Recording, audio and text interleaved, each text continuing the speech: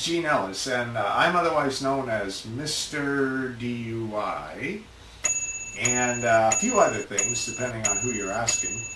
And I've been practicing law since 1976. I started suing doctors, those individuals.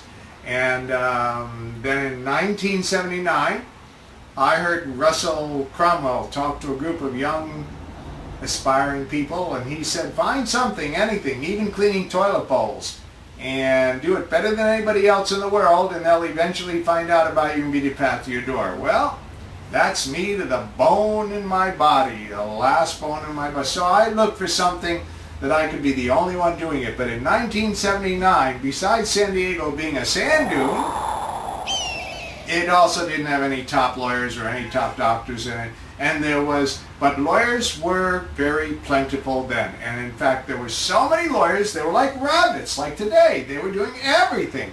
And then I discovered, to my chagrin, that the only crime that I could do and be the only one doing only that was the mudball DUI.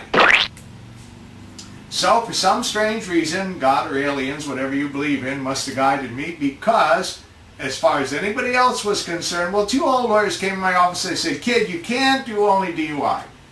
You'll starve to death and nobody can win them. And even today, if you talk to the lawyers in the coffee shop, tell each other, they won't tell you that. They say nobody can win him. But if that's true, what have I been doing from 1979 to 2011? And so how long is that? 32 years if I'm counting right. And so 32 years I've been doing one single thing, just what Russell Cromwell said. That's all. DUI. Why did the other lawyers then, and many of them now, call it a mudball? Because to hear them talk privately, what's to know about DUI? You drank, you drove, you're on a slippery slope down to the police station. They saw you leave the bar after 10 o'clock at night, you're on a slippery slope down, you spilled alcohol on your clothing, you're on a slippery slope down to the police station. What's to know about the mudball DUI?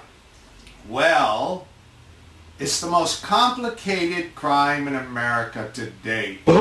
In fact, it's the most complicated chemical crime, medical crime in America. Oh, you're crazy. What could be medical? There's nothing medical about a beer. You just drink it and you feel good. Oh, until they stop you. Well, it is. Let me prove it. Capital death case, misdemeanor DUI. Cross-examination of medical doctor, cross-examination of medical doctor, cross-examination of forensic toxicologist, cross-examination of forensic toxicologist.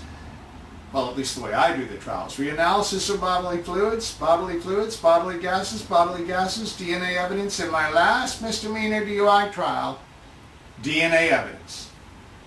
Yeah, but you said more complex. Sure. Get arrested for murder. It's everybody waits to hear the facts. Get arrested for DUI. It's a Salem witch on a trial. Everybody already knows you're a witch before the trial. Anyone thinks you're not a witch is a secret witch in disguise. They're next. And they're pounding a post in the middle of the town to burn you as a witch before the trial's over. And the CHP's calling the tow truck before you're done with the monkey test.